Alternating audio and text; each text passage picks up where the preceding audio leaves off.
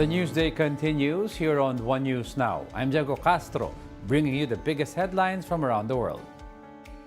A Muslim crowd attacks a Christian community in eastern Pakistan over accusations of desecrating the Quran. Local authorities said 2 Christians were accused of blasphemy and they have since fled their homes. The case against the Christians relates to pages of the Quran found with some derogatory remarks written in red. The mob vandalized several churches and set houses on fire. Muslim residents also protested against the delay in the arrest of those who had allegedly committed the blasphemy. Blasphemy is punished by death in Pakistan. No one has ever been formally executed for it, but some said people have been lynched by crowds. Our Punjab police, are they not Muslims? If they are, why are they siding with the scoundrel blasphemer? Instead of him, they are punishing us. We want to protest peacefully, but the Punjab police is not giving us the right to protest. At least 17 Nigerians were killed in an ambush by Jihadi insurgents in Niger's Tillaberi region.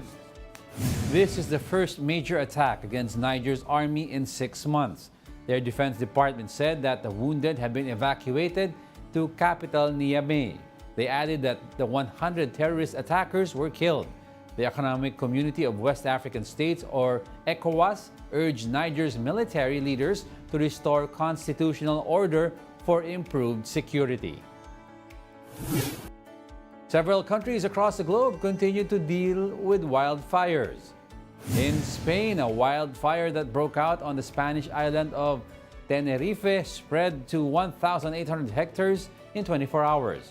Authorities have deployed 14 aircraft, including water-bombing seaplanes and hundreds of personnel. In Canada, wildfires swept through its Northwest Territories, prompting a state of emergency declaration.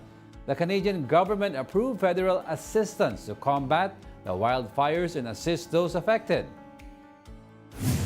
In Hawaii, members of the U.S. Army and National Guard are now assisting with search and rescue efforts. The wildfires on the island of Maui have killed 106 people, with casualties still expected to rise in the coming days. We'll be back with more stories after the break. Keep it here on One News.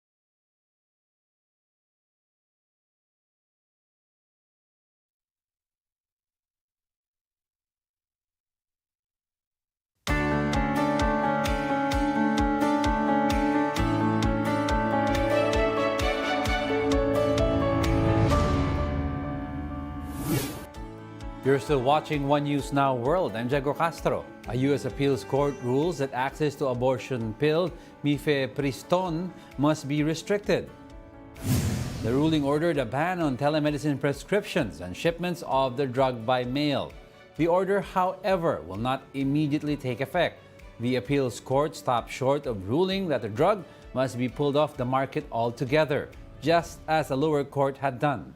The drug's availability remains unchanged for now, following an earlier U.S. Supreme Court order to preserve the status quo during the appeal. Germany's cabinet passes a bill to legalize the recreational use and cultivation of marijuana. The legislation, which still has to pass parliament, allows adults to possess up to 25 grams of the drug. It will also permit growing a maximum of 3 plants or acquisition of weed at cannabis clubs. If the bill passes parliament, Germany will become one of the countries with the most liberal cannabis laws in Europe. Russia's lunar spacecraft called Luna 25 enters the moon's orbit. Luna 25 will circle the moon for around 5 days before landing on the lunar south pole. That's where scientists at NASA and other space agencies detected traces of frozen water. Luna 25 is reportedly just a part of a broader Russian space strategy that stretches 10 years. No Russian spacecraft has entered lunar orbit since the Soviet Union's 1976 moon mission. And that's it for this hour. Join us again at 9 a.m. as we continue to monitor the day's biggest stories. I'm Diego Castro. We are One News. The FIBA World Cup starts August 24. Support Gilas, support Team Pilipinas. Watch, buy tickets to the biggest sports event of the year.